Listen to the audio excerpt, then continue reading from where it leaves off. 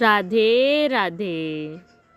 अर्थात उन्होंने इन दिनों की प्रकृति के अध्ययन द्वारा यह निष्कर्ष निकाला है। तात्पर्य: परिवर्तनशील शरीर का कोई स्थायित्व नहीं है। आधुनिक चिकित्सा विज्ञान ने भी यह स्वीकार किया है कि विभिन्न कोशिकाओं की क्रिया प्रतिक्रिया द्वारा शरीर प्रतिक्षण बदलता रहता है। इस तरह शरीर में वृद्धि तथा वृद्ध अवस्था आती रहती है, किंतु शरीर तथा मन में निरंतर परिवर्तन होने पर भी आत्मा स्थायी रहती है। यही पदार्थ तथा आत्मा का अंतर है। स्वभावतः शरीर नित्य परिवर्तनशील है और आत्मा शाश्वत है। तत्वदर्शियों ने, चाहे वे निर्विशेषवादी हो या सगुणवादी, इस निष्कर्ष की स्थापना की है। विष्णु पुराण में कहा गया है कि विष्णु तथा उनके धाम स्वयं प्रकाश से प्रकाशित है।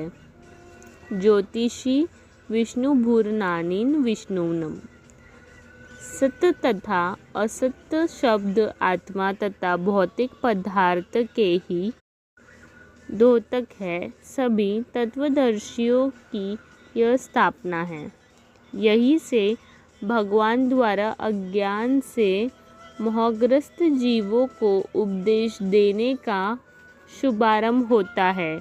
अज्ञान को हटाने के लिए आराधक और आराध्य के बीच पुनः आश्रित संबंध स्थापित करना होता है और फिर अंश रूप जीवों तथा श्री भगवान के अंतर को समझना है।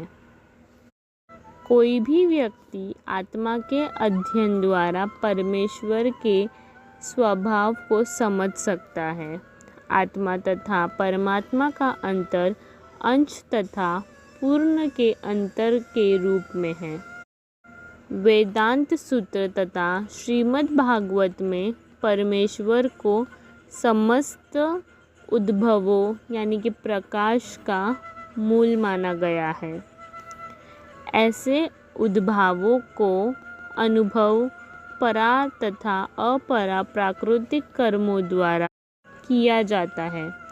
जीव का संबंध पराप्रकृति से है, जैसे कि 7वें अध्याय से स्पष्ट होगा। राधे राधे।